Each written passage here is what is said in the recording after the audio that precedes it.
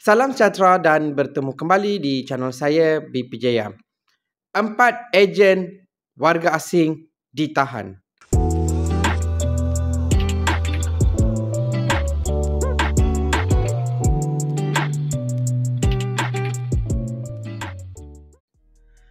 Pada 12 dan 13 Mac 2025, JIM telah berjaya membuat operasi dan menahan 4 warga asing iaitu warga Bangladesh yang dipercayai menjadi ejen menawarkan perkhidmatan imigresen.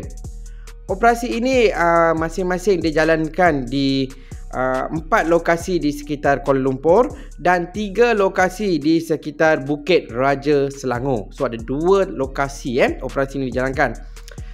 Modus operandi ejen ini, kegiatan yang mereka lakukan adalah menyediakan perkhidmatan imigresen kepada warga asing yang berada dalam Malaysia.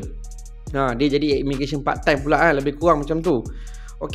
Mereka ni menyasarkan target mereka nak jadikan mangsa mereka ni adalah daripada warga negara mereka sendiri iaitu Bangladesh, Myanmar, Indonesia, Nepal yang melakukan kesalahan tinggal lebih masa ataupun PLKS mereka tamat. So mana-mana warga asing daripada 4 negara ni yang overstay atau permit mereka dah tamat, mereka adalah mangsa kepada sindiket ni lah, ejen-ejen ni. Mereka akan cari orang-orang macam ni untuk menjadikan mangsa mereka. Mereka juga mereka ni mengeluarkan pas khas kepada mereka yang overstay ataupun yang tamat permit ni supaya nampak macam tinggal secara sah di Malaysia, padahal benda tu adalah palsu. Dan bukan itu saja, mereka juga mengubah e-pass. E-pass tu adalah permit dalam bentuk kertas, electronic permit, e-pass. Juga mereka ni ubah mungkin daripada mereka memberikan e-pass palsu atau yang sama lebih kurang lah situasi-situasi macam tu. Bayaran bulat yang dikenakan terhadap mangsa-mangsa ini adalah antara 2,000 hingga 2,500. Itu bayaran yang dikenakan. Menurut kenyataan media juga kegiatan mereka ni telah berlaku lebih kurang 1 tahun. Lama juga mereka ni buat operasi ni. Modus operandi ni lebih kurang 1 tahun. So lama juga mereka, dan pegawai JIM pun dah buat risikan sebelum melakukan operasi.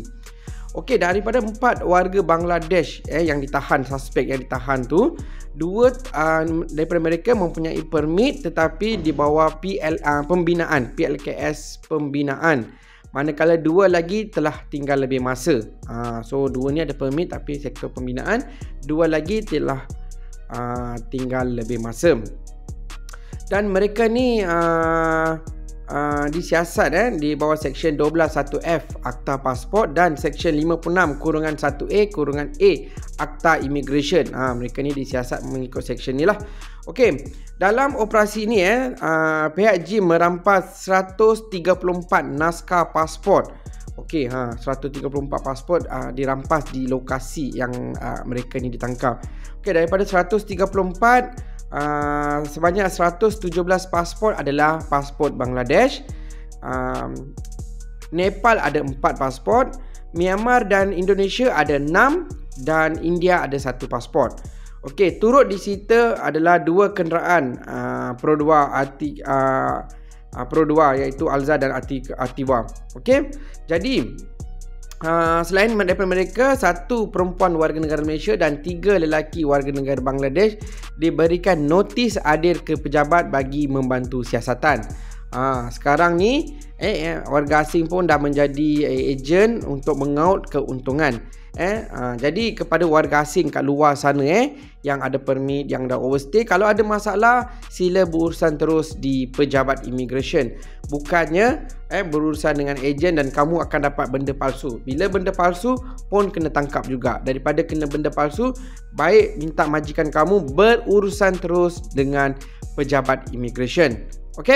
So itu saja untuk video saya hari ini. Kepada anda yang dah tonton, jangan lupa untuk kongsikan video ni kepada kawan-kawan anda supaya mereka lebih waspada untuk berurusan dengan pihak ketiga yang berlegar-legar di luar sana bagi mengaut keuntungan. Itu saja daripada saya. Terima kasih dan jumpa lagi.